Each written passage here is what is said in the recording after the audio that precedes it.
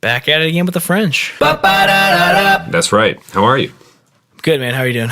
Hanging in. Just got it back in from Dallas last night. Yeah, that's where Jesse and I spent our pre-Christmas little get-together. Awesome. Yeah. For some reason, I thought you were still in. You were staying in Cleveland, and she was coming to visit you. Yeah, I was. No, yeah. So here we are, episode 4, the apartment episode, as promised. Oh yeah. And yes, kind of to set this up a little bit. Yeah. Anyway, I'll finish the story later about Dallas. We'll get to that. It was Dallas. It was fine. It was pretty good. I have changed my opinion about Texas over time. I guess it's all right. It is what it is. I guess. I don't think I'd ever live there, but anyway. So I think when we left off last episode, we promised an apartment episode because I had gone through what I thought was a rather unfortunate series of events. But it turns out in the last week, while I've been traveling to see Jesse, Tom has gone through some experiences of his own. So True. I want to hear all of the stuff you've been kind of texting me about, but I don't know where to begin because I think you know. Should we start from where I last talked to you? What is the last thing that I told you? Well, actually, how it went down was you said, I don't look at my Facebook page. There's some shit that I don't want you to see. So I went to it, and then you were like, just kidding, I just deleted it because I knew you were going to look. So I don't know. That's it. That was the last contact we had. This was after a week of on and off texting. But yeah, I had been out and about, so what's going on, man? You're alive. That's a good thing. I'm alive. And you know that I moved into basically the upstairs of a single family home that was split into two. There was a basement section, and we were in the upstairs outside of Denver. It was a 3-bedroom, our section of the house. Had a backyard. Pretty nice setup. So this is where you are now, or this is where you thought? So paint a picture for us. Was this last Monday this all began? On the 1st, we moved in. The place that I'm recording from now, where I'm currently living, is not the place that I moved into 4 days ago. Okay, so you're getting out of the Airbnb life. It's December 1st, new month, fresh set of rent. You're ready to pay. Yep. From the saving that you've been working hard to collect. You're in a new city, and you get to, this is December 1st, and you get to this new place. You think it's going to be home, but it's not. Yeah. Within 22 hours of moving in, I had called the landlord and demanded that we get all of our money back because we will be moving out the next day. And that's precisely what happened. Okay, you got to just tell the story because all I know is that you texted me a picture of a man asleep in your backyard. Right. And you didn't know who that person was. So, so many things were promising about this place, but we were just unaware of the situation going on in the area downstairs. We were constantly told about the tenant downstairs, like as in singular, the tenant. Well, it turns out there were actually 4 people downstairs, and one of those people had rented his place out to another guy that had other people staying. So there were about 8 people in this basement, largely unemployed, homeless people. Squatting? Yeah, kind of. Like, we just had vagrants in our backyard. And that's the picture that I sent you. There was a man, as we were moving in, there was an older man in the backyard who was talking to himself for quite a long time. And then at some point he fell asleep and he stayed there. Like a drunk thing or a schizophrenia thing? Well, we weren't sure. I think it was just a drunk thing, but he was out there for about 5 or 6 hours in the cold. How cold? 30s. Oh, jeez. Maybe what's 40s? the neighborhood like? 'Cause you're coming to like a pre-gentrification situation, or is this a bad part of town with cheap rent, or like It what was the? from what we collected from the neighbors, it was formerly a nice part of town that people were buying these houses for investment properties, splitting into a bunch of units, and then putting them up for Section 8 housing, which I was also unaware of. Everyone needs a place to live, but it's definitely not what we thought we were getting ourselves into with renters subletting to people who were subletting. And I mean, we just had a yard full of people that no one really knew each other. It was just people were just squatting there. And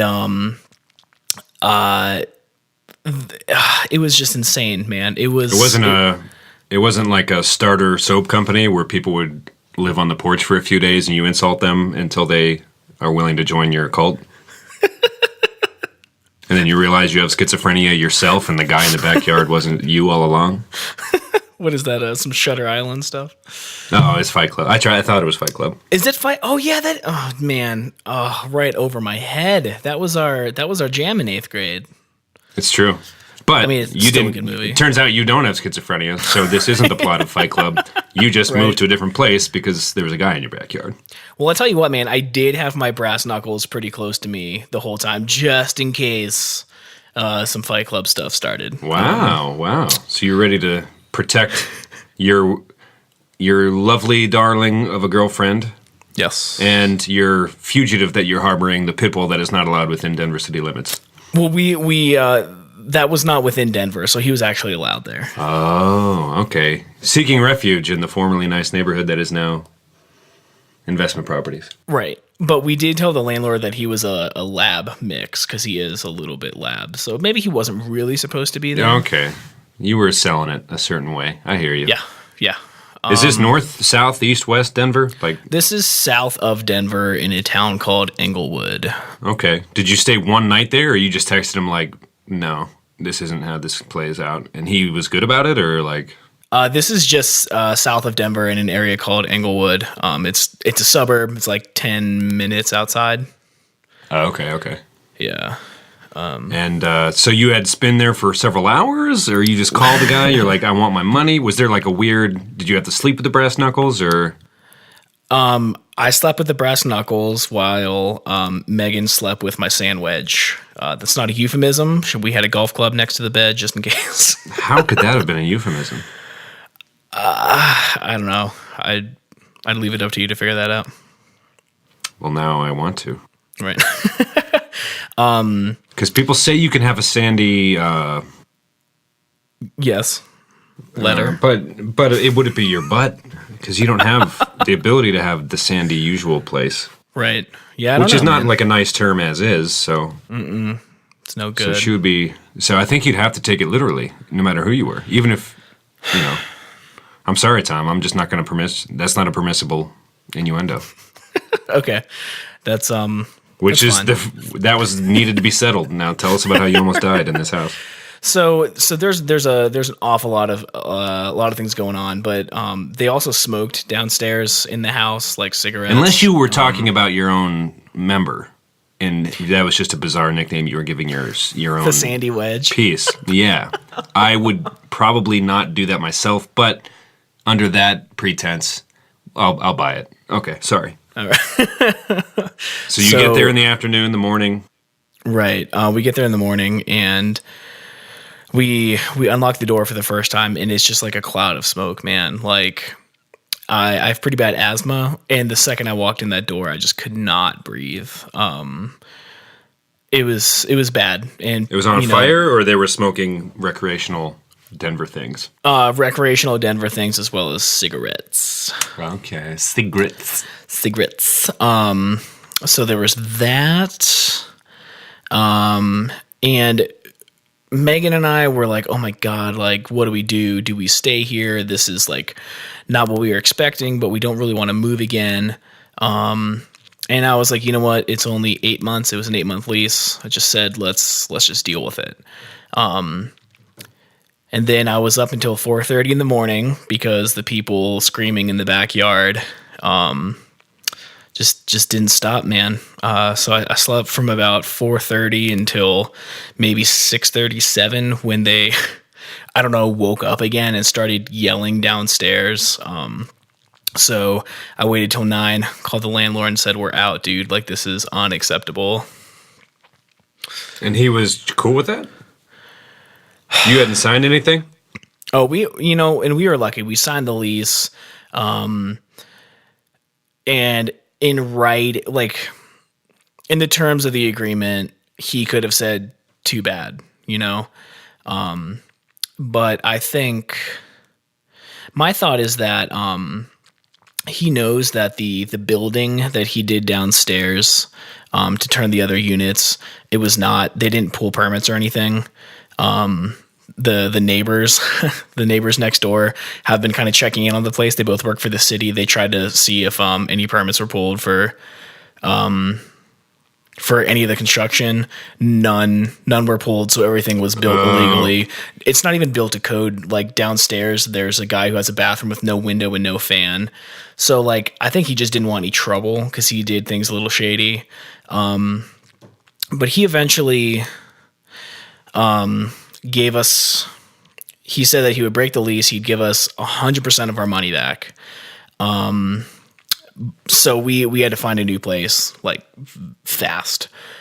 So we found a place a mile down the road. It's where I am now. A little closer to town or a little further south? It's just a little east. Okay. Yeah, it's whatever. A suburb? Yeah. I mean, we're in like an apartment, like condo community right now. So, no more private homes or anything. Right on. But, less character, but you get what you get. Right. So we get to this place and that was a whole other ordeal where we had these moving pods at our house and we had to have everything line up perfectly. We had to have the money back from the old place just in time to have the agreement ready for the new place. The pods needed to be cleared to be in the parking lot of the new place. And like all these things just had to go smoothly and they didn't really, we kind of fudged it. We made it work out.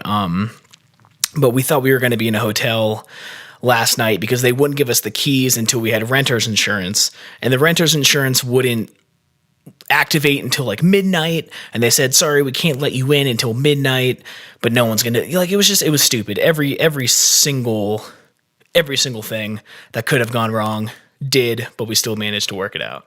Yeah, I don't know if there's a lot of wiggle room or what, but I mean, my apartment gave me a little bit of time. First of all, apartments are lame, and every time I get a new one, I've probably lived in, a handful, 4 or 5 since I got to college. I've never really felt like it was, a good use of money. You know what I mean? Like, not everybody can afford a house, obviously, but, between the time you get to do the renter's insurance, I've never heard of them being that strict, though, where they won't even let you in. Like, I was allowed to be here for about a week or two before. Right. Oh yeah, me like, neither. Well, you need it eventually. Right. You can sleep inside of our building tonight, but So you got in though? Yeah, we did, and it was we had to pay with a cashier's check in order to get in with the deposit, and almost every place that was doing that was just like the area where they do that stuff was about to be closed, so we had to race down there. We do the cashier's check for exactly how much they want, and then we got a letter today saying that we still owe them like 27 cents or something. Nice. Go flip them a quarter and then dig for 2 pennies in your pocket. It's just it's been. I got a quarter and some pennies. You want me to mail it to you? Yeah, that'd be great, man. Just so you can throw it at them or something. Yeah, it's been. I'm so tired. Like we So this happened on the first 4 days. So what happened between that short night of sleep and just you spent your first night in the apartment last night? Yeah. So we were looking for a place. So you were in the original place for like 3 or 4 days. We were, and we were like moving out. Still trying to like find jobs and stuff. We basically got it down to just having a mattress and a TV in the living room, and we just tried to stay out of the house as much as we could because it was just I couldn't breathe. So it was lame. You gotta breathe. You gotta breathe, Tom. Yeah. Yes, sir. That's not good. Luckily, that dude was shady enough to be like, "All right, fine, go." Yeah, I think we got really lucky. That's like kind of a weird blessing, silver lining so far. I mean, I don't think you've run into too much. Well, we'll get to the job discussion later, but I mean, you're still fresh in town. I feel like that's a break that you might look back and say, thank God he wasn't like, you know what I mean? Like, you gave me the money to pay and you signed, dude. Like, sorry. Right. But I mean, that's a bigger break than I think, Yeah, definitely. I mean, if he didn't give us that money back, we would be homeless, right? I mean, like I wouldn't have any money at all. Another thing I forgot to mention though is we signed the lease the 30th or 31st, or the last day of the month. We moved in the 1st. When we got there was a for sale sign in the yard. And so I checked online. They listed the house for sale the hour we signed the lease. That's bizarre. Yeah. So there would have been people through our house all the time. Isn't that crazy? Oh, like looking to buy it? So your landlord would have changed hands? Yeah. And he had shady building in the basement? Yeah. Weird, dude. Yeah. Well, thank the good people at wherever, I don't know. I don't know who's listening, but thank whoever you thank. That's a good break for you, man. My goodness. Yeah, we got lucky. So we got everything back except $60 because Megan was having a problem with her bank where she sent a bunch of money for a deposit and 3 different transactions failed. Like we had the money, but it just failed for some reason. And the bank charged them. So then they charged us $20 for each transaction that failed. Oof. Yeah. So is she, I guess for the listeners who are just joining us for this episode, we are talking about our new experiences in new towns as, semi-young people, mid-20s situations. You've recently embarked on this journey to head west. You're going to Denver, west of the Mississippi for the first time. You were looking for a job when the last time I talked to you last week, and Megan had a little more wiggle room with what she had saved up. Anyway, my original question, is she still doing okay despite these goofy transactions? Like she's still got her nest egg going and she's at the pace she wants to be? Yeah, she's fine. Okay. Yeah. And then I think I'll switch that into now that, so you were surrounded by schizophrenic, I guess vagabonds. No, is that what you say? No. Vagrant. Vagrants, that's right. What is a vagabond? I just remember James McCallion had an AIM status as a kid where he, for some reason, like, rewatched Lion King as a young adult. Sure. And fell in love with the Elton John lyric, Kings and Vagabonds. And he, like, made a new novelty screen named Kings and Vagabonds. That's And awesome. he was all about it for like 4 days. It was, anyway, if we could look up what a vagabond is, well, I'll do it now, actually, while we transition into the jobs discussion, because your apartment hunt is, unless there's another aspect to it I forgot to ask about. No, it was a lot of back and forth, and my uncle had to co-sign on the place because we don't have any money. Was that an awkward conversation? He offered it before we even moved because he knew that we would need some help. Oh, okay.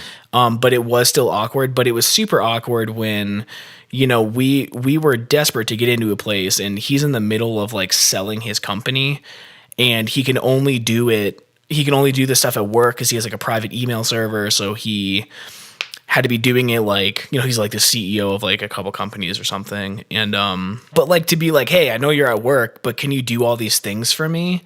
Oh, right. And then I had to tell him like, hey, the lease is voided.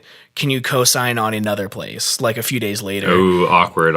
And it was the day that he was telling his entire company of hundreds of people that he just sold the company, and he's like, oh my God, like not today, but like it had to be that day. So yeah, well, you owe him a gift basket. Oh, I know, man. I know. Or buy him something else cool. It doesn't have to be a gift basket. Right. It could be edible. It could be a sandwich, a new sandwich. Truth be told, but the golf club, Tom. I don't want your head going into the gutter. Right. So, vagabond is a person who wanders from place to place without a home or job. So, yeah, that's good. Not far off. That works. And is the opposite of a king. So, Elton John nailed it in that Lion King soundtrack tune. He's a genius. Yeah, and you know what? I get it. It's a powerful part of that song. I can see why James was taken by it. Sure. Lion King's a hell of a movie. Real powerful tale. Although, did you see that goofy every once in a while videos on Facebook pop up, and this one was about how it was probably a direct ripoff of a Japanese cartoon about a lion. Oh, God.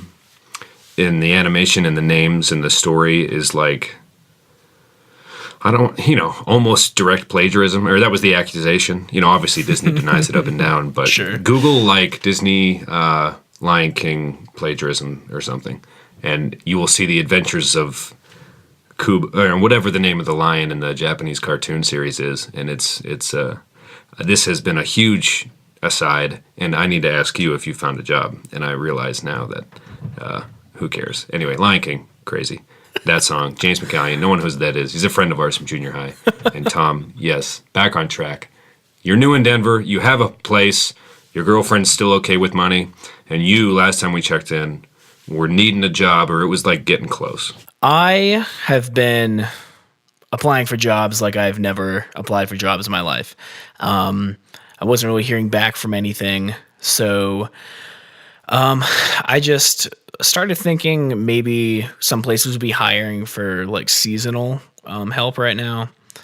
And this is getting recorded on December 7th, so you're thinking Christmas help type stuff? Yes. So I just Googled like seasonal Denver work or some nonsense sentence that, Google made sense out of. I found options with Target, which paid, I think it was like $9.13 an hour, which is unacceptable for someone $100,000 in debt from college. So I found something with UPS that it was a driver helper, and it paid $15 an hour, and like, this seems really crazy to me, but if you show up every day, you get an additional $150 a week, just like for being there. And I don't really understand that part. Like if you have a job, you go, Yeah. Well, maybe seasonal helpers are a little sketch. Maybe. So anyway, I applied. I went to this big, I don't know, orientation of sorts, and they pulled me in for an interview, and they said, okay, first things first, you're gonna have to shave your beard. And I said, okay, do you have another position? Right. And they're like, yeah. So like the interview lasted about 4 seconds, and I was already out of there. And they had a position as a package handler, which they weren't even like interviewing to see if you were okay with the company. They were just literally asking you like what your name and birthday was, and they were just hiring everyone on the spot. So I'm supposed to go in for... you used sandwich as an innuendo earlier in this podcast, and you just blew by package handler. Oh. And I just don't know if I know you anymore. You're right, man. That's... It's okay. Oof, that's bad. I just hope we're not growing apart. No, I'm just kidding. Sandwich was just so obscure. I can't stop trying to make sense of whatever the heck that was. Oh, sorry, man. So anyway. So you didn't want to shave your beard. You were like, is there another job that I don't have to do that? And they said... You can be a package handler, to which I giggled. Oh, well, skipped over that part the first time. I'm going to pretend that that's true. And I just did that for you. Everything is so serious right now. I just totally missed it. Oh, that's right. You're like fighting for your... life. Yeah, this is the Denver experiment. Can't continue unless this goes well. So I'm making nutsack jokes, and you're like trying to tell an honest story, and I keep cutting you off. That's all right, man. So, did you become a package handler? I have like the professionally. I have like the first like training thing, I guess, processing Friday at 2, and then you basically just go to work right after it. That's good. Yeah, I mean, it's a job that only lasts until January 31st at the latest. And it doesn't pay as well as the driver helper, but the weekly bonus is $250 an hour. Sorry, it's whoa. I was going to say, that sounds great. Right. $250 a week. So it ends up, I asked if I can work more than the 20 hours that I signed up for. And they said, like, after your 4.5 hour shift or whatever is done, you can stay for another one, for like the afternoon shift. So I'm going to try to work. I'm going to have to work 5 days a week to get the weekly bonus. So I think I'm going to work like three long shifts and 2 short ones. Can you do 5 long ones? I could. I think I'm going to be working about 50 some hours at that point, which is like, I might do that just to, be able to pay the bills. So they kind of just made it seem like as long as you show up for the shifts you're signed up for, you can come in early, stay late, whatever. So I think it's actually going to end up being pretty decent money, pretty comparable to what I was making before anyways, which was a little different because I wasn't paying for rent at the time. But I was putting almost a rent's worth into savings for this whole trip. But I do have good news. The deposit. I thought that was good news. No, it is good news. I'm happy. I'm a little like embarrassed to say that it was me and like a bunch of like high school and college kids and Well, dude, show up for double shifts 5 days a week. Get as much money from them as you can and continue to apply for everything. Yeah. Continue to apply every day while you're there, Yeah. Like always be on the job. Only skip a UPS shift if you have an interview at another place that you want to work at. Right.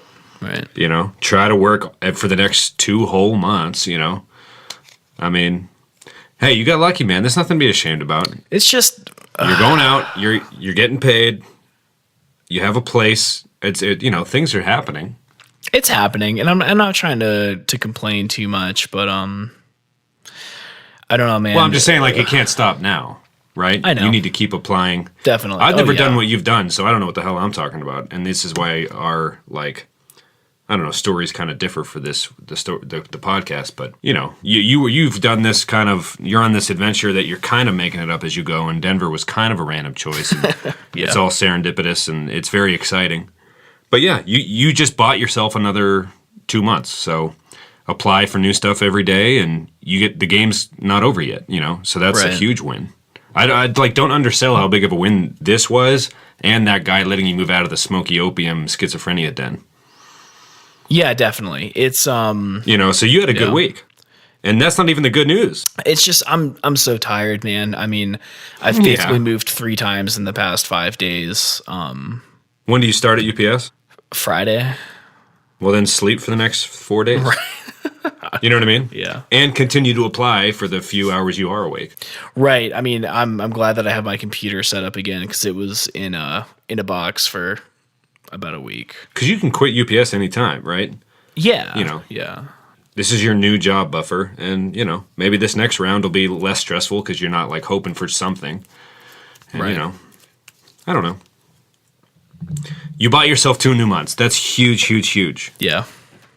Yeah. Because it was like gonna start getting weird, right? Well, I had $110 in my bank account. I burned through that $5,000 so fast, and it was. I mean, I didn't treat myself like at all. I mean, it all went to traveling, the Airbnb, the moving costs with the U-Haul pod things, down payments. I mean, it was crazy. But here's the good news: the deposit on the place we're in now was only $300 compared to the like $1,500 at the last place. So that's pretty huge. Megan and I each got $600 back, basically. So cool. So you use that for the next week, right? Or when will the first UPS paycheck come in? I have no idea. I don't know if it's 1 week or 2 weeks. It'll be two from next Friday at the most, right? Yeah. And we had to go to Target today because we didn't have trash cans or like we didn't even have like silverware or anything. So we had to spend some money today. It was we kept it pretty reasonable. Right. Well, you can go to a Goodwill and get a new batch of cups and stuff or mugs for 25 cents each and all that. Sure. If you needed to. Yeah. Target's more fun though. Right. Well, that's what like people say. I've only been in, I'm not a shopper, but I feel like there's a weird Target culture that I'm just like crazy unaware of. Are you part of that, or have you caught wind? I mean, you grew up with a mother and a sister who, like, are they Targaholics? Is that what? Do they have a name for the group of fans that they are? Targaholics? Well, they have one now. Well, no, that's like Probably the PR person would want to perpetuate something a little less addiction related or something. Targa fanatics or something. No, that's just adding fanatics in the middle of the original word. Targanatics. No. I think the thing with Target is possibly for people who don't have access to an IKEA or something. It's like a good dorm room filler place, right? It's not bad. I mean, they definitely make better. Well, they have like their own brand, right? I forget what it's called, but I don't know. They have some decent designers. I mean, like we bought a lamp that looks acceptable, it's still cheap, but it looks better than something you'd get at Walmart. That's basically just you could like furnish a kind of adulty looking apartment there. Yeah, I mean, I wish. Not more shades of Fight Club, man. Right. Going, want. Materialism. Yes, sir. I think you're living the movie in reverse. You left the schizophrenic episode, and now you're trying to furnish an apartment. Like, that's just Fight Club in reverse. It has been your last week. I think I'm gonna have to revisit that movie, man. It's been too long. Well, you'll just be looking at your life unfold backwards. His apartment explodes, and all the furniture he furnished it with goes away, and then he ends up in the weird house where there's people waiting outside. Oh, okay. See what I'm saying? You just live the reverse. But I guess it's ruined because you're not schizophrenic, or at least I don't think you are. I might be. Yeah, I guess. No, we would know, right? I think so. Yeah, Megan would tell you. Unless, no, I've met Megan. I'm starting to think, like, what if Megan's not real? But I'm forgetting that we went to Zach's wedding last year. Right. And, like, I met her. She's a person, so. Oh, well, I'll stop. I just kind of wanted it to be Fight Club because I'd be like, oh, my God. But, yeah, okay, never mind. Your life's not Fight Club. I'm sorry. It's okay. Man, I would kill for that body, though. I'll tell you that. Brad Pitt's not Tyler Durden. He did some, he looked good. No, right. Cut. I don't think there's any way around it. He looks the way you want to look. He F's the way you want to F. That's a line from him. That's a direct. Well, there you go. Well, I mean, what's the statute of limitations on spoilers? Like, did we just ruin Fight Club for someone? But it's like, it's been out since it was a book 2001 or something, right? Yeah, exactly. So it's like, just buy a DVD player, finally. Yeah, you know what I mean? Like, yeah. You can rent it from the library for free. The what? You can rent DVDs from the library for free. The library? What's that? Yes. Well, Tom. Tell me a story, Grandpa. I don't know. Before I had internet in Albuquerque, and I actually didn't even buy internet at my first apartment because I only needed my phone for like Twitter and checking my email. Sure.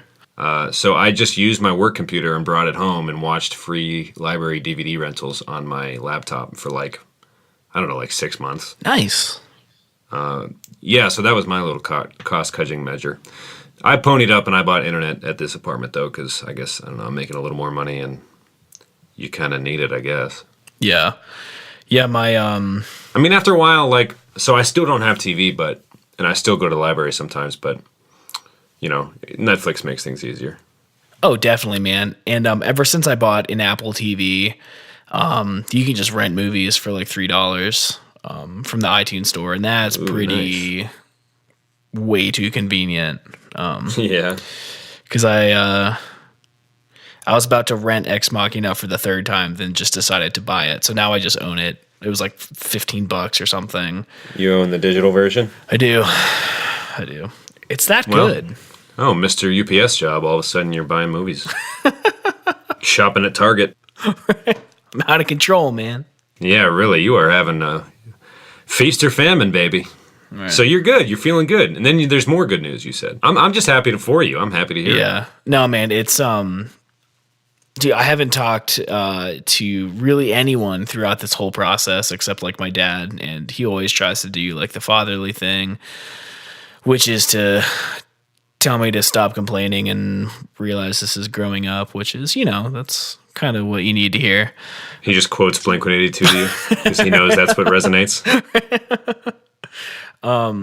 He knows you. He knows you probably better than you know yourself. And at this point, I'm just going to quote Falling Hollywood to you for the rest of it. Oh my God. Drink up all the sand. Something about a sand dune. And that's just who I am. And that's just who I am. What is that? That's like I butchered the lyrics to their song Sand Dollar Sky.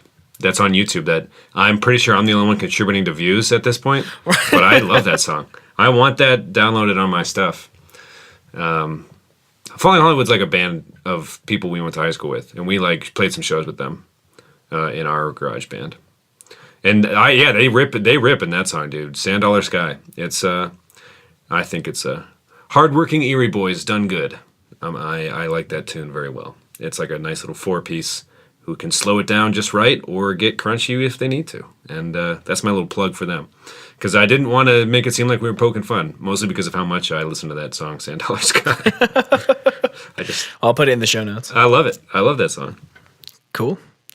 I haven't heard any of their stuff since high school, basically, when we were playing shows together. When people start listening to this, if they do, which they might, and they write in, like these asides or just make the show too bumpy. And like there's never a coherent line of thinking or talking.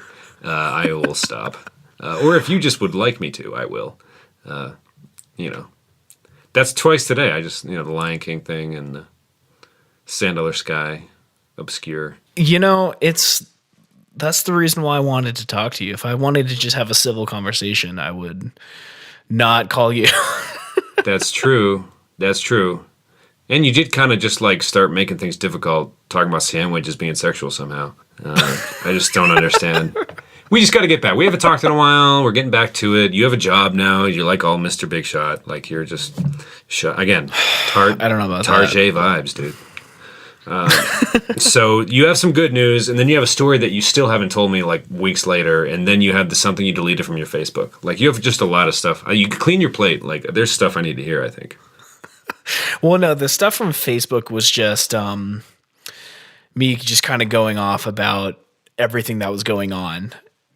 And I knew that I didn't want to tell you so that it would be more fun to tell you on this. Oh. But as soon as I posted it, and then I was like, Pat's never on Facebook. He won't see it. But then, of course, as soon as I asked, did you see it? I knew that you would go check. Mm-hmm. So it's. Do you any good feedback from people commenting, or did you write one of those essays like where people just long status? No, it wasn't quite that bad. And honestly, I don't remember. Like those people that are like, okay, honestly, I never do this, but it's like, well, you do, and when you do, it's awful.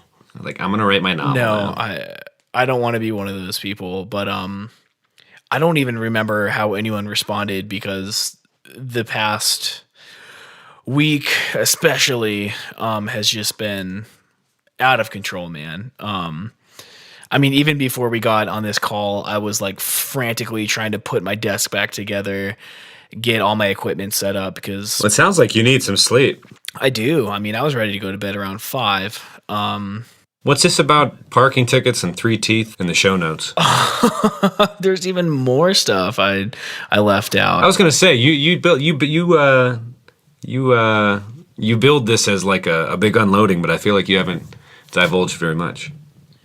Well, here's the thing too. I felt like there was so much to say, and then as soon as I started actually saying it for the first time, I was like, that's not that much stuff. And like, it doesn't sound like it. But yeah, so the parking ticket, when the day that we moved in, we had the storage pods come in, and there was an older man named David who lived downstairs in the unpermitted building.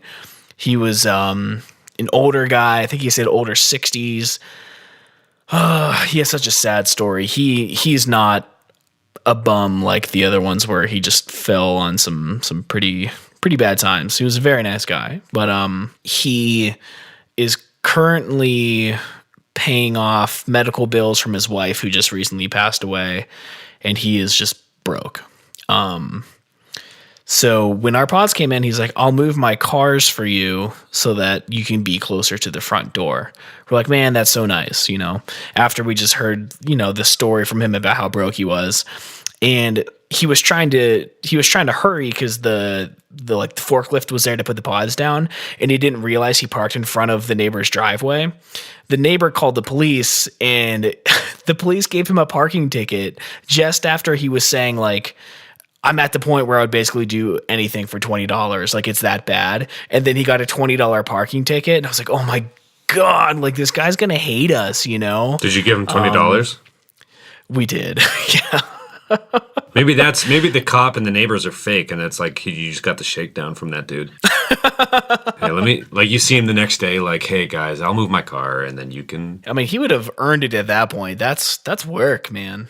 For a con like that. Yeah, that'd be that'd be an inefficient con because you got to pay the fake cops. You got to find pretty specific people to con. Sure. People using pods to move into the apartment that you live in, and you're not the landlord. Yeah, right. Maybe he needed it. Maybe there is good in this world. But he was a nice dude. He was mentally stable, you're saying.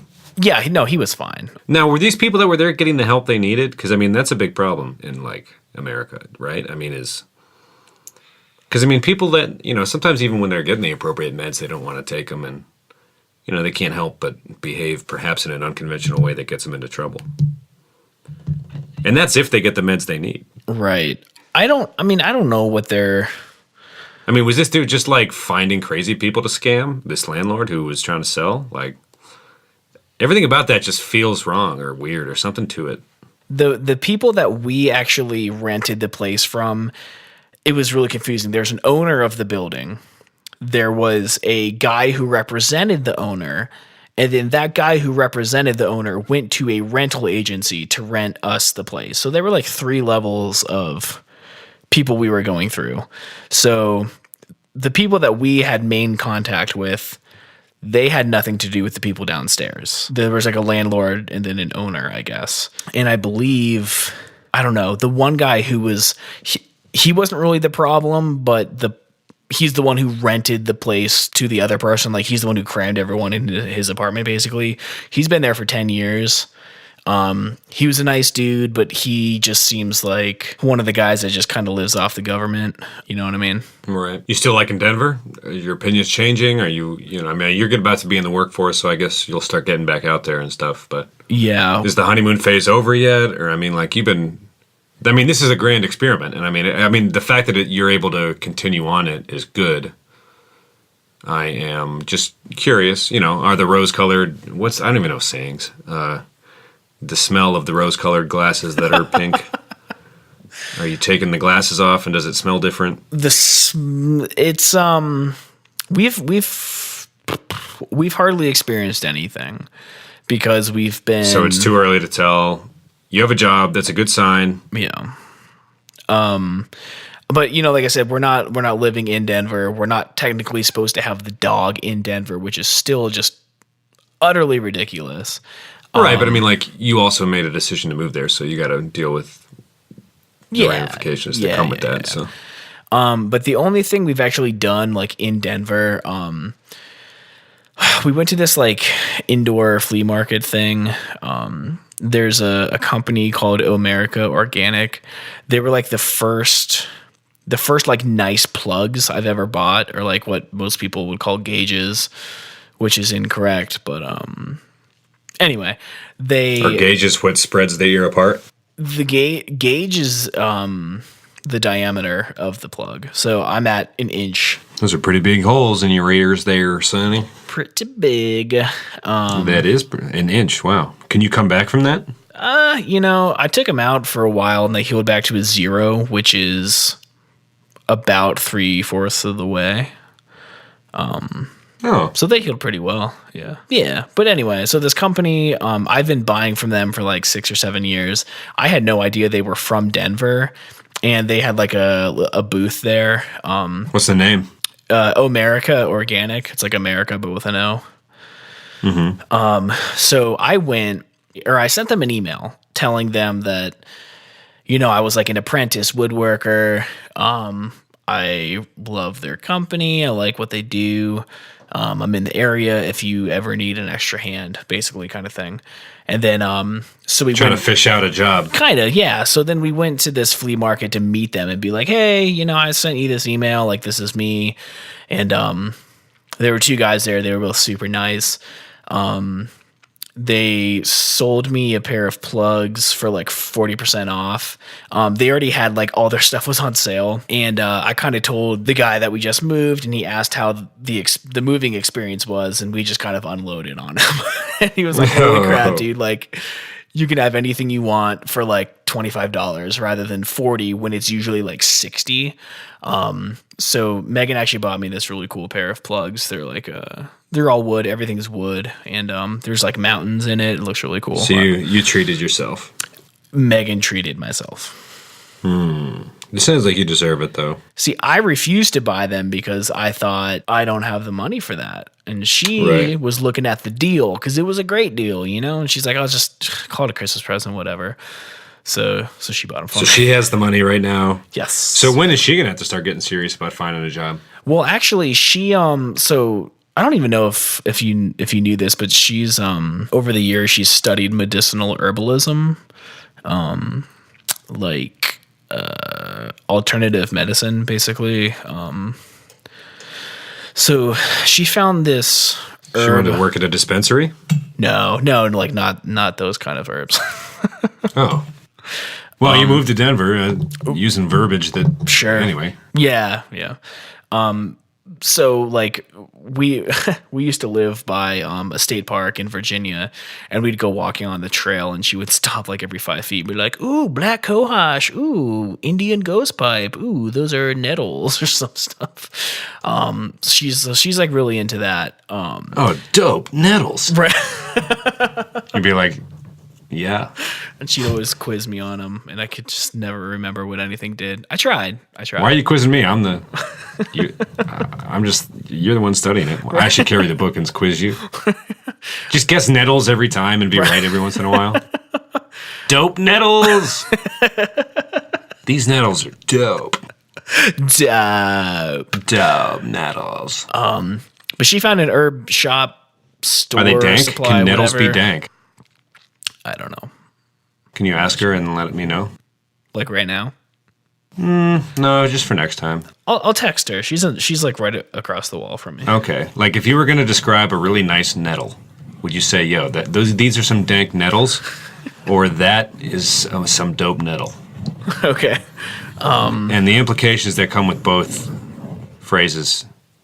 I'm just curious. Also, what's a nettle? They just ask her about. Give us a crash course. We should have her on and ask her. We should have a Nettles episode. That's just what the people want to hear. I don't even know who the people are. There might not be any people. Yeah. But anyway, so she found a job. We have like a few. We have like a few right now, right? Yeah. Has the novelty worn off? No, our last episode, which was the first one that I was able to get on iTunes, it had like 60 downloads. I don't know how many of them were like you or me or Megan or whatever. 60's a lot. I mean, I don't know 60 people. Like, we didn't tell any of our friends to listen to it. Well, I cursed. I'm sorry. Tell them to follow us on Twitter so we can ask them if the good people want a Nettles episode. Or if the saga of us not dying in these new cities we're in is enough. If it's high octane action enough. How octane do they want it? How octane are Nettles? I think we need to get that settled. Okay. Settle some Nettle business. And, just work with the people. Give them what they want, but also stay true to ourselves. And,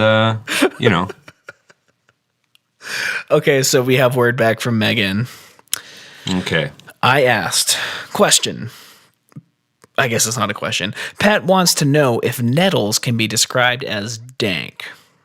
To which she replies, they're one of the dankest plants for vitamin and mineral intake. Yes. There you go. Oh.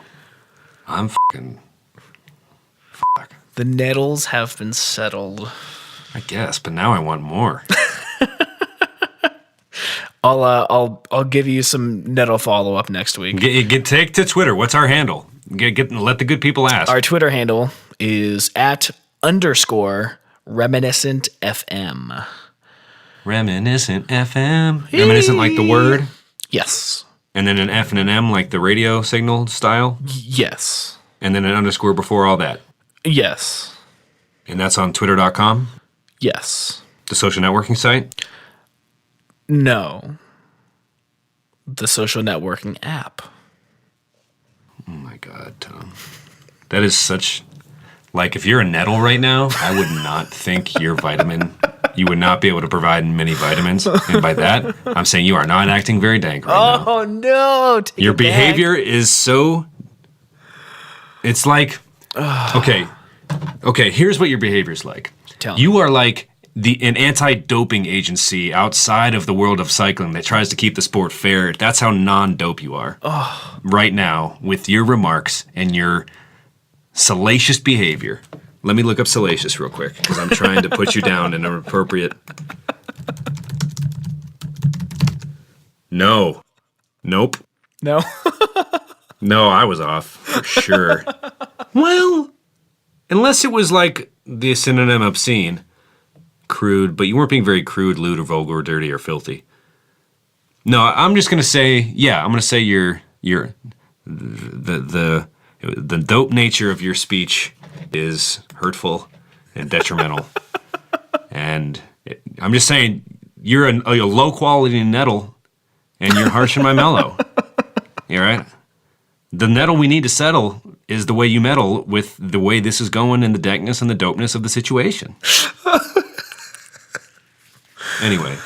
I don't even... Anyway, you have a job, right? Yeah. I mean, I feel like this episode's kind of winding down, and we'll get back to the usual conversational tone next week, it sounds like. But we needed to settle some stories and some business. And you have a job, and you have a new place, which is something that you needed to have as of 7 days ago, right? Right.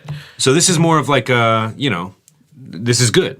This is another step in the journey, and we'll have more updates the next time we record. I guess a little more about my week. It started...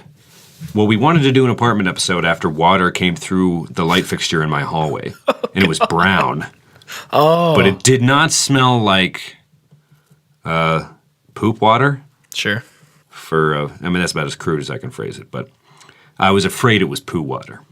And luckily the light was off, because I was like, not only is this bad, but it's also coming through where electricity happens, so that's probably bad too, So, like, I'm just sitting on my couch, and I'm like, I wonder if it's raining inside right there, Oh, and so, I put out a bucket like they do in the movies, and I'm like, can't be rain, yeah, definitely not. Anyway, it's brown, so I get my whole trash can, because it's coming down so it fills up this, how light fixtures can be shaped like spherical, but half, like almost, Yeah, I know. Yeah, right, anyway. We'll go spherical. Hemispherical. So it fills up like a punch bowl filled with dirt water.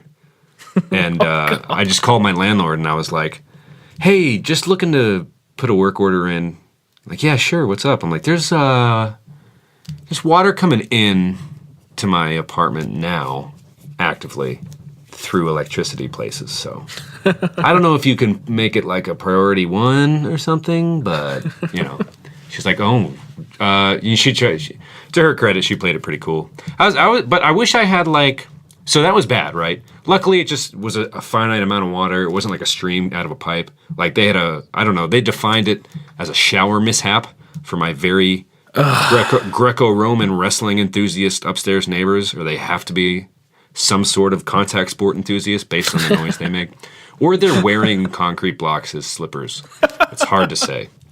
I know everyone has bad neighbors, but maybe it's just the walls are thin. But sometimes I think they hear me taking a shower and they make a point to go flush their toilet at that time because they know it's going to make it how about he showers in a boiling water situation?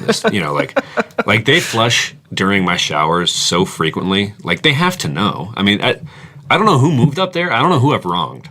You know, like I'm thinking at this point, it has to be somebody, especially after this water incident. Like, what is a shower mishap, and how did it happen? And the lowest point just happened to be a spot that could have been electric. You know, like that could have been a bigger mess than it was. You know. Well, I'm gonna let you finish. Yeah. But I also have a shower mishap through lighting experiences. Was it the light on? Yes. Did it electrocute your body? No, but I'll let you finish. We'll get back to it. Well, no, I want to get back to my week because we talked about your week. But now we're on like a shower thing, and I'm curious, like, where did your water come from? Was it an apartment thing? It's a whole story, but it was basically I was at work. Okay. Well, you want to tell it now? No, I'll wait. Yeah, but we're on the topic now. Now you got me curious. No. I mean, we're. Well, there's not much more to my story. They just came in and were like, shower mishap. And I was like, yeah, okay, one of those. The old shower mishap. Right, yeah. So, but I wish I had the Nettles to call my landlord and be like, hey, yo, MOFE, my people, let's talk free month rent here because this is pretty insane in the MFing membrane, you know? Yes, I agree. And because I was pretty friggin' ticked off, man. That water came into my situation. And I'm paying like way more than the level of quality this apartment is. Like, it's either scalding in the shower. Don't even get me started on my Greco-Roman wrestling neighbors who flush every time. Like, even without their incessant poo flushing water, poo water that flows into my life, they are just always going. They must consume so many things because they pass so many things. Or, like I said, they're just flushing to make things harder. There's been... And the noises, anyway, bad neighbors, blah, blah, blah. Yeah. Cry me a frickin' river. But I wish I could have just called her up and been like, yo, water just came into my life. Let's talk about like how you're not going to charge me for anything for like a minute. You know what I mean? But I didn't. And they were like, yeah, we'll get it fixed. I'm like, cool, it's fixed. I'm like, what about the carpet that's, like, sop it up with whatever you got lying around, We did our part. All they did was basically show up and tell me that it was shower water. Now that I think about it, they unscrewed the light fixture and just let it dump more. And luckily all the water came down. But my carpet was still damp. I still had the water to dispose of. I still had the mess. And they just kind of I guess to their credit, they gave me a new light bulb. But really... Oh, very nice. Yeah, but I mean it was an energy efficient bulb, which I appreciated. But sure. Probably more for them, but that's okay. Yeah, oh, good point. Dirtbags. So not Nettle. So their Nettles are so not dank in my book right now. Anyway, it was just one of those I'm already doing the distance thing with Jesse. That is already already it's not ideal, but and I was all excited for our visit to Dallas. We were going to go to LA to visit her sister, but because she might move to Ohio in the spring. So she wants to she's doing her tour of visiting old friends just in case she doesn't see them for a little while after the move. Right. But I like her friends, and I want to go hike the Ozarks. So I want to go back because she's from the Fort Smith area. Cool. So I want to go hike the Ozarks, and I like her friends, so I don't think it's going to be as long as she thought. Anyway, she has a friend in Dallas, so we went to Texas, and Katie, my sister who lives in Austin, drove up, and anyway, the light fixture thing ended up being nothing major. But all these flights monthly to go see her are kind of adding up. So I had to get my first credit card to pay for this. Yeah, so I got my first credit card through the bank I have. And there's no annual fee. And their kind of take on it was if you get approved for it, which I'm assuming who the hell doesn't. Right. But, there's no annual fee. So to me, that's just an extra piece of plastic that you can swipe. Our friend Zach, who is the hypothetical third host, He to me, he was like, well, you got to build credit to get a house. That's just the way the world works. And forever, I was like, I just want a debit card. I want to pay for things with the money that I have. You know what I mean? Right, yeah. So, anyway, I gave in. And, yeah, I bought, because I didn't want the price to my New Year's flight to see Jesse in Albuquerque to go up. Because flights to Albuquerque from anywhere are already higher than usual. It's not like you're flying from, Phoenix to Dallas, or like two big airports that are relatively close. I mean, this is like Cleveland's already a smaller city, and you're going to Albuquerque where there's nothing around it, so you're going to have to pay. You know, it's like it's already not ideal. Anyway, so I got the credit card and I bought it early. So just because my payday is not till next week, and I didn't want the price to go up in the next 7 days because it's cutting it pretty close. And Sure. anyway, so I did some growing up of my own this past week, Tom. I know it. Congrats, man. I mean, I know Yeah. we talked about credit cards, I think, on the test episode, actually. Yeah, a little bit. Correct. Also, to our listeners, sorry for clearing my throat and your ear holes all episode. I also got a bit of a bug in this hiatus. So I was like in a rush to get better for Jesse's visit, you know, because I wanted to I wanted to smooch her face because I Right. So I did the whole like just don't move for your whole weekend thing. So I didn't move Saturday from the couch. I just took NyQuil and DayQuil and, starve a cold, feed a fever in mind. It started off, anyway, I'm not going to describe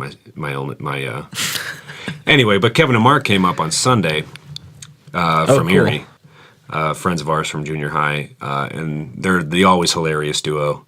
And we went to a Browns game, which was outside, but I didn't want to tell them not to come because they had taken days off work for the visit. And, anyway, with the help of generic NyQuil and DayQuil, which Mark was saying it by law needs to have the same ingredients as the brand name stuff. There's something like that. Anyway, the more I learn about these generic jugs at CVS and stuff, the more I'm wondering why. Like, it was $4 a piece for the boxes of the generic, and it was $8 for one box of NyQuil brand name. And the more, Little Dicky raps about it, Mark is a pretty convincing, funny guy who I trust enough, Sure. This is all second and third hand stuff, but I'm like, if it's legit and it does the same thing, then why would anybody not? I mean, they were saying maybe we'll do an episode on brand power, but they were saying people are just crazy and, they trust their brands or whatever. Yeah, totally. Anyway, fought some sickness, visited Jesse. Dallas was a trip, and nice to see Katie, and here we are. And it's nice to be talking to you again. Although it does suck to be back in this world. Those weekends, distance is so f***ing brutal. Yeah. Again, here I go whining like I do every episode for at least 4 of the minutes. But, but you get off the plane and you're like, wow, that was so great, and then it's like, what? Back to the air mattress, and, back in this dumb little apartment. But that'll end soon, and I can't complain. An eventful week, though. For as eventful as your week was, mine was also filled with a few little twists and turns and, just stacking nettles in my nettle. I don't know how nettles are placed in the plant, but I imagine there's a bunch of them, and I'm just filling up my nettle packets of little nettle Satchel. Filling up my nettle pod with my little nettle moments and lives and memories and my little nettle hopes and my little nettle dreams. And some are dank, some aren't so dank, some are dope, some are about as dope as you were behaving about 10 minutes ago. Nah, just kidding. Anyway, that's kind of my update. Just the usual. Yeah. Just same pig, different lipstick on its butt when you tell it to walk backwards or whatever the heck this. Is that a dog that you shave? I mix up sayings more than There's something about a pig with lipstick, and then there's something about shaving a dog's butt and telling it to walk backwards if you're calling someone ugly. I just don't know how to use either of those right. I think I'm close on the dog one. I'll look it up. I'll check out the origins.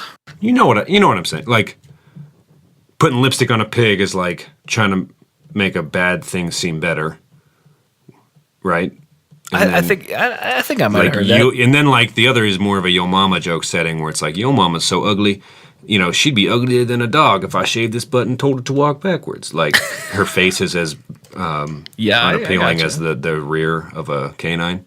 Anyway, I'm just throwing nettles at you left and right, and you're asking you to feel them, and I don't know. You're doing it. You just talked for a while, and I wanted to just talk a little bit, and thanks for... Yeah, man. Anyway, I don't have any more nettles in my satchel to nettle at you, and and thanks for being patient for that little 10-minute spurt. I'm all out of nettles, and I'm so lost without you. Last night was the first night in our apartment. Speaking of noise from neighbors, we're in a corner unit, and we were kind of stoked that we only had neighbors against the studio wall where I am right now, and upstairs. So there's no one against our bedroom wall except a parking lot on two sides, with probably the thinnest walls that a building can support itself on. So we've heard just about everything. We can hear. You know what's going to stink is if you're out by the lot, the landscaping that is for sure going to occur on a weekly or monthly basis is going to be, all up outside your windows, and that's not going to be good. Well, it seems like Denver grass gets pretty burnt and doesn't really grow that much from what I've experienced. Nice. Yeah. Or not. Maybe that's a global warming thing that's actually super detrimental to their ecosystem. It's hard to say. I have some notes about the Denver weather, actually, that I like to get to, because I find it pretty interesting going from a very humid place to a very dry place. Ooh, dry. Kind of nice, right? Kind of weird, though, in the winter. Amazing. Except in the winter when it dries your face out and you get face dandruff, something I had never experienced before. I've been lotioning for sure. How do you lotion through the beard, though? You just don't. Because it sounds like UPS was like, well, you could shave it. And you were like, well, I could also not. So. I've had it since I was like 17. You were like, look, I'm just not a nettleless little punk over here. I got big nettles, and I'm carrying them with me right now. And I got huge nettles. A bunch of little nettles growing out of my face.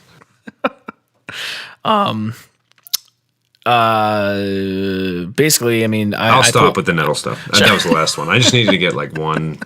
Just one more. Yeah, it was like not funny 3 examples ago, but I just needed it. So. Well, I'll be expecting at least 2 more. I know. Yeah, you know me better than I know myself. Another Falling Hollywood reference. 'Cause I know you better than I know myself. I can hear my neighbors peeing through the floor. They're not peeing through the floor. They're peeing, and I can hear it through the floor. That would be a trip. Yeah. Well, you're back in the apartment life, dude. Leaf blowers and lawnmowers and, neighbors making little punchy noises and thin walls and, security deposits. Is there on-site laundry, dishwasher? How's the day-to-day? I have laundry and a dishwasher and my own thermostat in my house. Unit? In the unit. Whoa, dude, that's a good laundry situation. Oh, it's amazing, man. There's 2 master bedrooms, each with their own rather large bathroom and walk-in closets. Bro, walk-in closets? Walk-in closet. You can... Wow, dude. Man, it's great. And they're separated by the living room, so if we have guests over, we can bang it out and no one will know. We have a little balcony, which has been great for moving. We're on the ground floor, so right. I've been parking right in front of the balcony, just throwing everything over the balcony. So that's been really helpful. We have a little family room that's going to be Megan's office. The kitchen's it's fine. It's a decent size. The cabinets are garbage, but I worked in a custom cabinet shop for 2 years, so I, probably noticed things that people don't. It's like, where are you going with this, man? I don't know if I should poke fun at the cabinet stuff or if you were just gonna and believe me, I've worked at a cabinet shop, so I've worked at a cabinet shop. These were less than ideal. Let me tell you what. It was the first thing I noticed, though. So you have a roof over your head tonight? Yes, but the cabinets. Where am I going to put my nettles that I bought from Target? My Target! But no, the place is okay. Yeah, it sounds pretty standard, pretty good. The last apartment building we were in, though, was all concrete walls, ceiling, floor. So, we never heard anything. Ooh, that's nice. It was absolute silence, which was amazing. But, that's, we don't have jobs at all, but, Well, you do now, and you're working. You're getting to it, Right. We don't have the income that would validate a nicer place. So I can't really blame the apartment building for my lack of success. Ms. Moonbeam is not, which is the Instagram handle to your lovely girlfriend, Megan. Yes. Ms. M-I-Z, Moonbeam, We're just plugging away. We're plugging people's stuff all day today. Well, they're paying us for it. Right. So. Anyway, the clock's not ticking for her job search yet. You have a temporary job. You bought yourself a couple months. You're in a new standard, you're in an apartment. There's a roof over your head. You're not going to freeze to death. That's good, man. Well, about an hour ago, I tried to tell you, but you kept going off on herbs and nettles, I think. But you try to blame me for that? But Megan has a job at the herb shop. She already has a job. Well, it's going to start, I think, mid-January. Oh, so she's already set. It looks like it's going to be about 4 days a week, so she's going to be looking for other stuff too. But I got a lead on a video production company out here. There's a company they said they're always accepting applications for any role. And, I got into audio wanting to record bands, but just immediately realized that I hated it and thought audio for film would be a lot of fun. Yeah. Well, working with musicians that aren't yourself it's probably harder. Oh God. Yeah. I hate it, man. We can do an audio recording episode where sure. You recount all of your, I've been really lucky to work with some really great people, actually. I just don't have the patience, even if they're amazing. Right. But this company actually emailed me back and said that, they're slow right now, but after the New Year's, they said they'll be in touch about, me doing some audio work for them. And luckily, Megan owns, a lot of field recording equipment. So I would basically charge the video production company. The way that it works, you give them a day rate for your work. And then if you own your own equipment, you charge that on top. So basically Megan's going to charge me to use her equipment, and then I'll charge them the equipment cost and then some, so I can start saving up to buy my own equipment. But that's a pretty good lead. I think that's like what I want to be doing. So it's, better than working at Target or something. Yeah. You have 2 months to figure something else out, dude. Yeah. So that's going to be more contract work, but you can continue to shop at Target. Yes. Maybe even Crate and Barrel if I'm just going absolutely crazy, but all their stuff's ugly. So whatever, so like, how big your britches are right now? They're too small for you because you're getting too big for them. Easy with that Crate and Barrel talk. It's like I don't even know you, man. No, Crate and Barrel's so maybe Nordstrom. Awful. Nordstrom? I don't think they sell furniture. Although Nordstrom Rack does have some pretty good clearance deals. Oh. So one's furniture, one's a wedding registry place, and one's not that? I have no idea. I know that Nordstrom Rack sells clothes. Okay. Yeah. Crate and Barrel's more of like furniture. An IKEA. No, they're the wedding registry place, right? It's really overpriced. But you can do wedding registries at Target as well. Sure, you can do it anywhere. You can do it on Amazon these days. You delivered that line really essentially. You can do it. You can set up registries anywhere. It's free. Spread your. Never mind. I'm not going to do it. I'm not going to make another Nettle joke. Not even a joke. Just saying things to we actually started to have a line of coherent thought there. So my urge to say Nettles was just rising throughout that entire. Spread the Nettles. Just needed. We're having. I don't know. I enjoy our time. I think our time's almost up for this week, though. If I'm being, if you don't mind me being abrupt about it. Oh, you getting sleepy? Yeah, we've gone for about an hour and a half, and we got some plugs to do, and we've given our updates. This has been our week in our lives. Yeah, and I don't want to force it, but we have more stuff to talk about next time, more stories to tell. Yeah, I feel like some episodes will dip back into the nostalgia stuff when we're light on life happenings, but this was mostly just you and I actually haven't talked in a while, so we needed to. We had to bank some stuff out. Yeah, and it was a little longer than the last times. Like we were recording on Fridays, but you were out of town. I was moving. Right. I still don't think we have a schedule worked out. It will be at least weekly, but I don't really know when. Yeah. The release dates. You should follow Jake and Sam and some of the potential listeners on Twitter or something. Yeah, I did. Oh, you did? Okay. Did they? Yeah, because I just, don't. We talked about it. Yeah. Well, we got 60, wherever the 60 came from. Sorry, I dropped my pen. There were quite a few in Cupertino, which I thought was fascinating. I don't know anyone there. I hope it doesn't get picked up as like this is so lame, it's entertaining. That's actually just, you know what I mean? Like, wow, these guys are doing a pow-cow. Oh, hilarious. They did this Nettles bit for 40 minutes and they never even addressed what it was. We'll talk about my water through the ceiling experience next time too, because it's No, do some plugs and we'll fade out with that. Do some what? I don't know. Download us we're on iTunes now. Download us.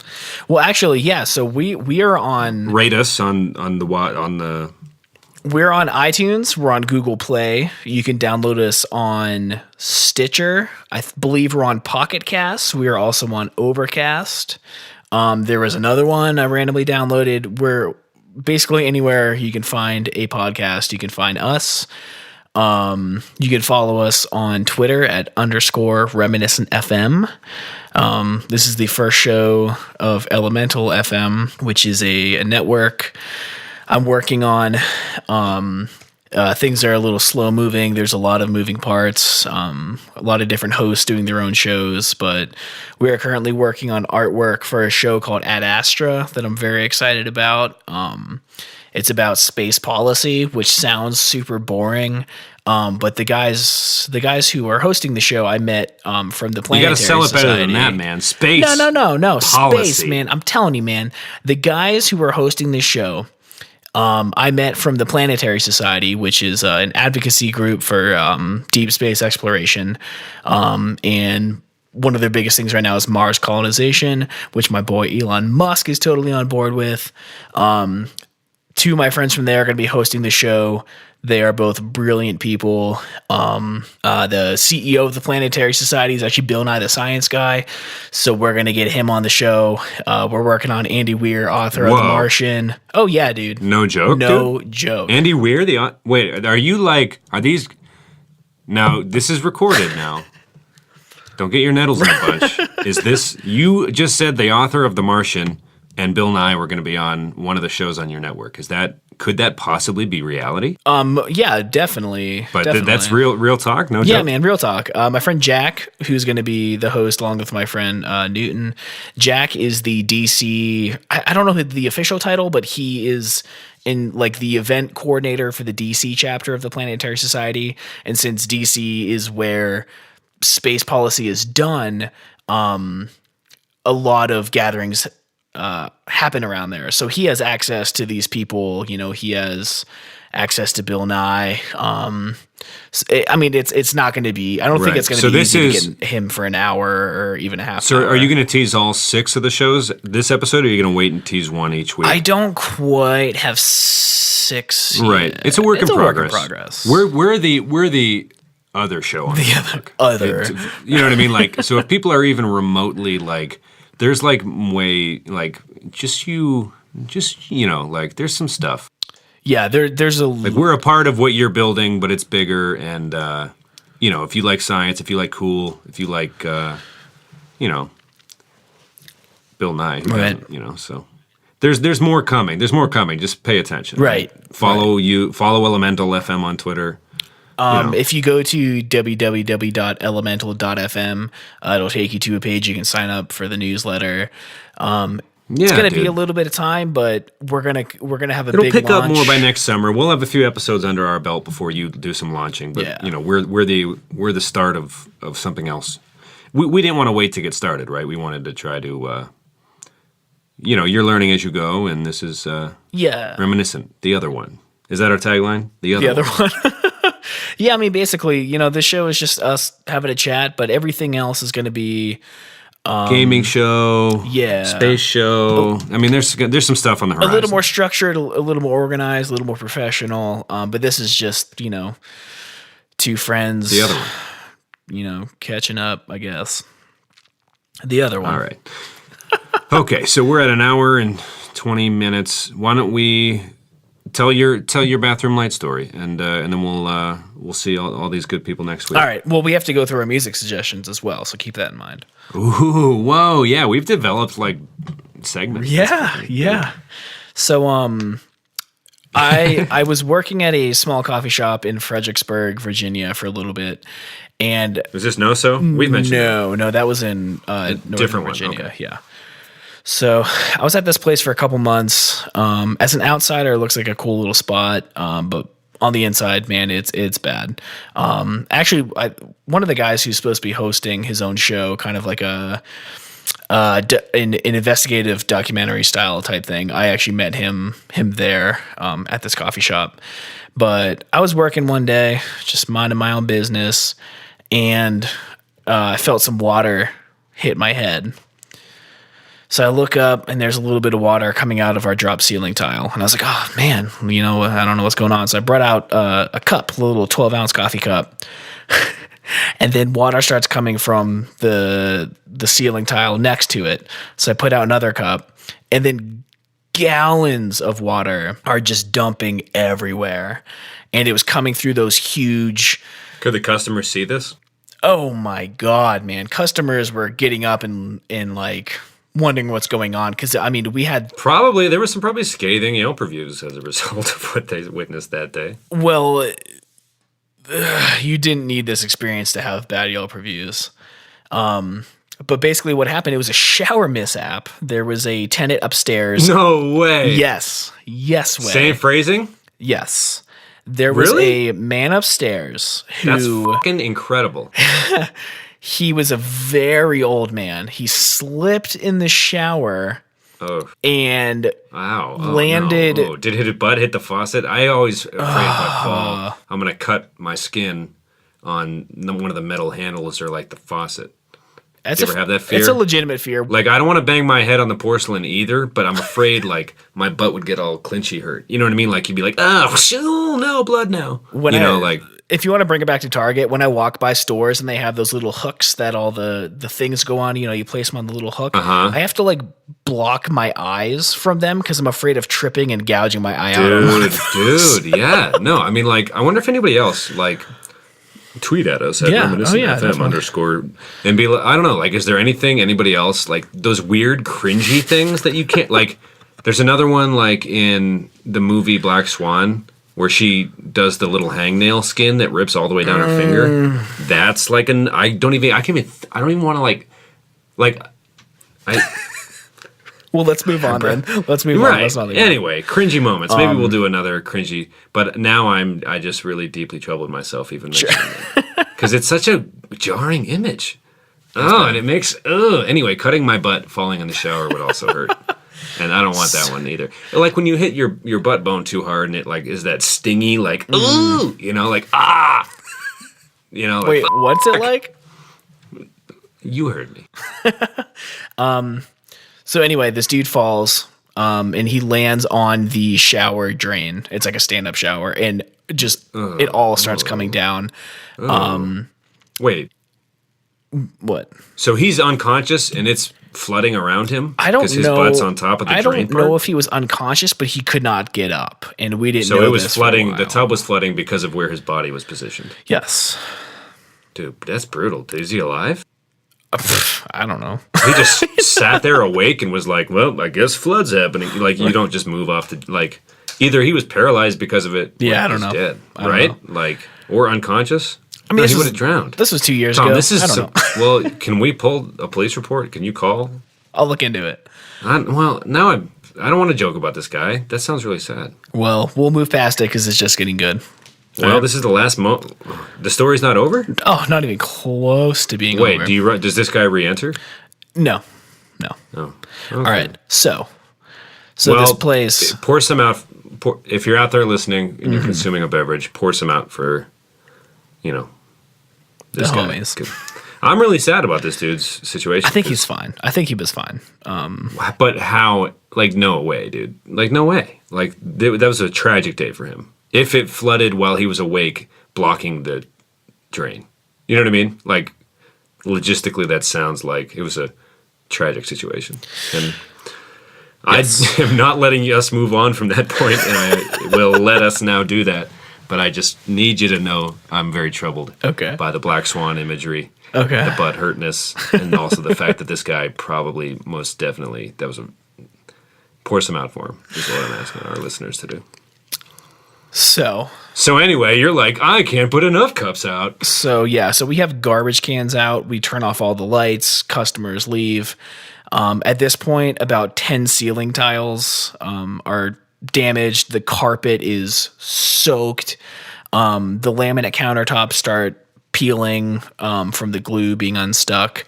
And the restaurant or the cafe stayed like that for over a year. They took out all the ceiling tiles and never replaced them. Cobwebs hanging down over where you serve food. There was a big square of carpet cut out, but they never replaced it. Countertops were just a mess, and the owner just didn't want to try to fix the place up. I know she was complaining that she put about $40,000 into her kitchen at home, but couldn't spend a couple hundred to fix up the place. But that's when she had the brilliant idea that if insurance is going to cover this, maybe if we take those buckets of water and we pour it in the old grinder and we pour it on the old computer, they'll replace those for free. So she tells this is the water from the shower mishap? Yes. From running it through your coffee machines. She wants, yes. So she How was it saved? Did she save that water? This was after it happened, like almost immediately. That afternoon. Right. So my buddy Trevor. Why'd they run it through the coffee machine first? Why not just pour the dirty water onto the computer? Well, no. She wanted us to break both of them, the computer and the coffee machine, the coffee grinder. But why would it break the coffee machine? It's just water. There's electronics in it. There's in the what? I mean, this was so you're just pouring water on a bunch of electronic devices. Yes, because she wants... I thought you were like making a cup of coffee with the dirtier water and then pouring... Like, why can't you just pour regular hot water on the computer? No, she wanted us to commit insurance fraud. Ah, yes. Did she get caught? No, I mean, we did it, but Well, now... And if the police contact you from that city, ask them about that man and make sure he's okay. So, but the best part was insurance says, oh no, we don't cover the computer and the grinder. So we just destroyed it. Okay, that's pretty good. We just totally destroyed like a $1,500 grinder just because it was like a little bit she didn't have old. It covered. She just didn't even realize. So we poured water on it, turned it on, and fried the circuits, and it was just trash. Nice. But anyway, yeah, the place looked like hell for like another year because she wouldn't. I mean, she just didn't. I don't know. She didn't care, but customers complained, said they weren't going to come anymore. That's a way better shower mishap story. And I'm sure I'm forgetting stuff, but it was bad. No, I mean, dude. It was so bad that I got wet. Like my clothes were wet after that day because water was just everywhere. Yeah. Yeah. Well, this episode finished a lot stronger than it picked up momentum throughout. If anybody hung around, then that was a nice story, Tom. Thank you. I'm not being facetious. I mean, it took you longer than it should have to explain to me what was being done with the dirty water, but maybe it took you too long to understand. It sounds like she deserved it, and it was like a nice little. It's like a kid's movie wrapped up all neat at the end, like. And guess what? She didn't even have it insured. Right. She just ruined everything. It cost her more in the long run. The evil person pays the ultimate price. I like it. Yeah. No, she was. I feel good about this one. It. Yeah, good. I'm glad. Yeah. Do you want to move on to last week's music? Yes. So I listened to the 2014 record by Against Me. This is either pre or just after the transition of the lead singer. Just after, I believe. Just after. Okay. Yeah. One is called like Transgender Dystopian Blues or something like that. Transgender Dysphoria Blues. Yeah. Dysphoria. yeah, way different. Anyway, I liked it. I liked them. You know, Thrash Unreal was a big hit when we were in high school, so I had liked them anyway. But I had stopped listening to them, and I don't know what this segment's turning into, but I just thumbs up, I guess. Sure. I liked it better than the first band you told me to listen to. I figured. Yeah. Well, they were like, I'm not as pop punky as you are. Yeah. And which is funny because we were in a pop punk band.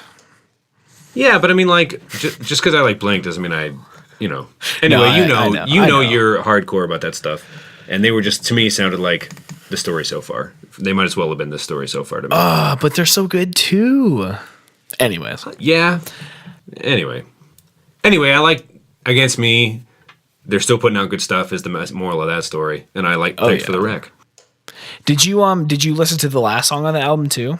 Yeah. The first one was they were both definitely what they were. Like the one's definitely an album starter, and the one's definitely an album finisher.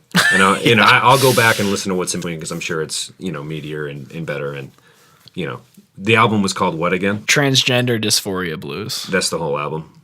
Yep. Cool. I recommend it. I'm in. You got me hooked. Good. Awesome. Sweet. So you gave me Courtney Barnett. Yes. I listened to it, and within 20 seconds, I found myself Googling, all I want to do is have some fun, because she sounds a lot like Sheryl Crow to me. She's Australian. Oh, is she? Yeah, did you even actually listen to it? I did. I listened to it the day we recorded, and I listened to it again today. Okay, I can kind of see where there's that slidey, Ba-na-na-na-na. Like, it was just so, like, it was like early 2000s. Okay. Did you listen to any other songs by her? I listened to 3 Packs a Day, which I really liked. That one's easy to like. It's like, not bubblegum poppy, but it's like a little cleaner than her other stuff. Well, yeah. So the first one, what was it called again? Avant Gardener. It's a little weird sounding for the sake of like, for what the message of that song is, like, kind of losing her mind, kind of something. So it's like inherently psyche, goofy, not quite in tune type stuff. Three Packs a Day, which is not a song about cigarettes, it's a song about ramen, but it's still really good, I think. What I have to say about Avant Gardener, I really appreciated like the prose aspect to it. Like, it didn't really seem like there was a chorus. It was just like, she's a nifty little lyricist. It was fun, man. I liked it. It was like a story. It was like kind of wacky and all over the place. It's really honest. She talks about her asthma kind of in it, like. Well, that's what I loved, man. Like, yeah, me too. At the end, when she goes into like, I'm not good at breathing in or something. What was the line? Yeah, that's dude, like the chorus, like, not that good at breathing in. That was great, man. Like, that's what got me. 3 Packs a Day is easier to like. Her other, that one was a little wonky. I'm glad you were patient with this one. Well, 3 Packs a Day has great drum production, which it's cleaner. I was really missing the kick drum in Avant Gardener. So when 3 Packs a Day came in and you really felt like the thump of the kick drum, I was like, I can get behind this. Yeah, it's nice. Yeah. Anyway, it's good stuff. So this is a better week. I think we found each other's feng shui this week. The first week we missed each other completely. You did not like Diarrhea Planet, and I was like not impressed by. I don't even remember the name of the band. Neck Deep. The thing is, it wasn't that I wasn't impressed. They were doing what they were trying to do well. It just wasn't. Yeah. Not where you're at. It wasn't anything new to me. Right, exactly. It wasn't catching me in the mood that week. Right. Anyway, and, yeah. Go ahead. I want to reiterate that I'm not in a place where I'm like really even enjoying music as much as I used to. So like, I don't think I would go back to Courtney Barnett. Well, the thing is, it takes a lot of effort to like listen to news. Like, don't get me wrong. I go back to, there are days where I'll have a Taking Back Sunday day. I'll have a brand new day where I go back and listen to my favorite albums. Weezer's my favorite band. I revisit their album more than I should. Everybody has their comfort zones, but I've been really, I want to listen to new things. There are days where it's kind of like when you want to find a new TV show you love, want to find an album you love. I haven't really loved a whole album.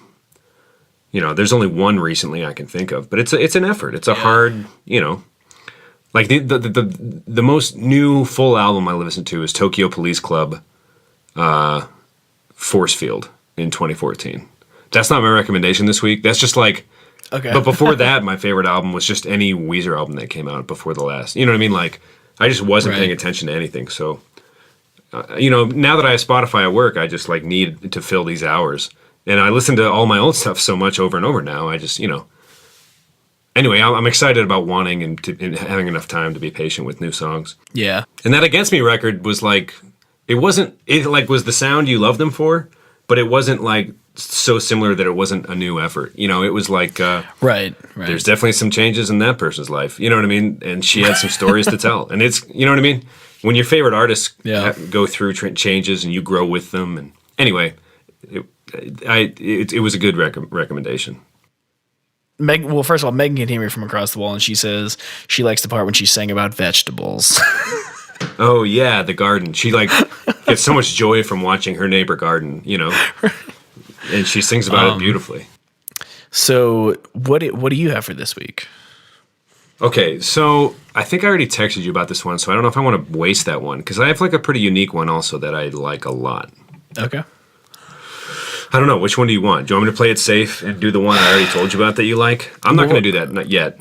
That'll be my cop-out on a week I don't have one. Okay. No, well, it was that band Martha, that British version of the one. Oh, yeah. I mean, the song's called Ice Cream and Sunscreen. It's like sunscreen. It's the most summer, hit. It's not even a full song. It's like late on that album. Right. Called Blisters in the Pit of My Heart, which is a lyric on Ice Cream and Sunscreen. Anyway, it's like a minute and a half of just like happy pop punky bliss. It's but that's the one I don't want to tell you about because I already told you about that one. Sure. But I want the people that are listening to be able to enjoy it too. Sure. Ice Cream and Sunscreen by Martha. But this one is one because I want to keep challenging you based on what you said about Diarrhea Planet because I just want to see where the boundaries of this is. So I knew you were going to like Martha, so I don't want to make it that easy for you. Does that make sense? Okay. I want to challenge you. Or unless you would argue this counts, the fact that I've already said Martha and Ice Cream and Sunscreen out loud. That's fine. Go on. I'll allow it. Okay. So, Miguel is a rap artist who I became aware of. He was recently featured on a Mac Miller album on a tune called The Weekend. Anyway, not the artist, the song, but anyway. So Miguel, I was reading Rolling Stone and it was like, hey, he has he's making new music. Of course, he's an artist. But he has this song called Waves, which is basically just, it's a sex song. We'll call it what it is. Like, he wants to ride that wave. That's the vibe of the song. Okay. But he does a remix of it, or like a cover, where he is a duet with him and Kacey Musgraves, the country artist. And she puts a country spin on his hip-hop version of this song called Waves. Huh. You know what I'm saying? Sure. So it's like a really stripped down country version of a hip hop song, and I want you to listen to both versions. And I'm very curious. Yeah, definitely. Because you're not a big hip hop guy. Oh, dude, I've been listening to Jurassic 5 all week. Okay. Well, I'm not familiar with them at all, so I'll have to study up. Because I remember your iTunes library went into my iPod like 15 years ago, but then I lost it. So I have to re-educate myself. So, after I started working at Northside, there's a guy there who really got me into like old school hip hop. So, what do they sing? Forgive me, listeners. Huh? Jurassic 5. What do they sing again? The song that I love is called "What's Golden." I actually know it from a PlayStation 2 like ATV racing game, but they had a really good Jurassic 5 song, and they had a really good Hell, what was the other one? Are there 5 Jurassic Parks? Would that be a reference to something like that? I don't think so. I'm losing listeners left and right here. Who's Jurassic 5? Is there more than 4 Jurassic Park movies? I'll just admit that I've never seen any of the Jurassic Parks all the way through and let them hate me for that. Me neither. Okay, cool. Well, maybe we should watch those together. Ooh, yeah, we could have a Jurassic Park week or something. Okay, let's do that. I watched the most recent one. I lied, sorry. But that doesn't really count. Jurassic World. It might not count. Neither of us are diehard Jurassic Park, fans. So we're not Parkies. Is that what we call them? So, I don't know, dude. We're just making up for names of fans of things that, Are you a Targety? Jurassic? Are you one of those Target shopping Jurassic Park watchers? I like that. Yeah. Let's just keep our Nettles where they need to be and not over-nettle this. Anyway, so Waves. Waves by Miguel. but also specifically the duet between him and Kacey Musgraves. Okay. Gotcha. Waves remix. Okay, your turn. Okay, so I told you that I've been in a weird place with music. I'm not really finding the substance in it that I used to. So basically, what I've been gravitating towards most has been music with almost no substance in it, which is generally pop music, right? Okay. There's a song that ended up on Megan's like Apple Music running mix. I don't know how to pronounce the girl's name. It looks like Alicia Cara, Alessia Cara. She's like some really young kid. I don't know, but she has a song called Wild Things, and something about it just like gets me going, man. It's a good song. I'm just pumped that you weren't giving me pop punk recommendations every week. To be honest. Oh, it looks. Spotify says she has a song on the new Moana soundtrack, which I hear is an incredible movie. Okay, cool. But that's not Wild Things. No. There's Wild Things, and there's also a remix to it. Oh, dude, this song rips so hard. I heard it on the radio like a couple of days ago. Wild Things? Yeah, this girl, I love her voice. It's so good. Well, is she the one that sings the song here, like, I'll be over here at the party, I don't like you? Yeah. Yeah, that's not how it goes at all, but... Well, you already know this song then. Yeah, it's incredible. Okay, so like any girly pop venture, I will keep an open mind to. Well, okay, so then what I'll tell you too but is just because well, hold on. Let me get this thought out real quick. Like, Chandelier by Sia, she, deserves... quality reps, or everything she gets, she deserves. She rips it up in that song. But that doesn't mean I just like everything from Sia. You know what I mean? Like, when it comes to girly pop and stuff out of my comfort zone, I'm very fickle. But yeah, Wild Things, it's got some stuff. It's good. It's very good. But since you already know it, I'm going to give you another one. All right? That's fair. Yeah, let's keep it. But now I'm going to add it to my library because I didn't know who the name was. And listen to the remix. The bridge, there's some rapper that comes in, and the bridge is absolute trash. I've thought about bringing it into Pro Tools and just cutting that bridge out because it's just horrible. Yeah. But I'm going to give you J5, Jurassic 5, What's Golden. It's a really good song. It's some We're going to the basis of your original iTunes library now. This is a deep cut for you. Like, this is This is core Tom. Wait, is it G-Eazy or the New Kid remix? For Wild Things. There's like 4 remixes on Spotify. Oh, God. I don't know, man. I'm on Apple Music. Does he laugh at the beginning of it? No. Yeah, sorry, no. Feet. Oh, G-Eazy? He's the white guy that's awful, right? Not awful, but he has that like, my liver is muddy because I only want 1, not 2. And the girl sings with it? Oh, okay. No idea. Well, I'm not giving you anything to go off of. That was a horrible explanation. Well, the remix is catchy. It has a really cool like dance break after the chorus. Don't pay attention to the bridge. It's like the worst. Just the worst. Is it like a dance remix? Yeah. It's good though. It's good. I actually heard that first. You got to send me a link to the right version on Spotify. Okay. If you don't mind. I will. Sure. But Jurassic 5, What's Golden, good stuff. Okay, Okay, so you got Miguel Waves for next week? Yes. Both versions? Yes. Jurassic Park. Jurassic 5. Sorry, everybody. You see the newest Jurassic? No.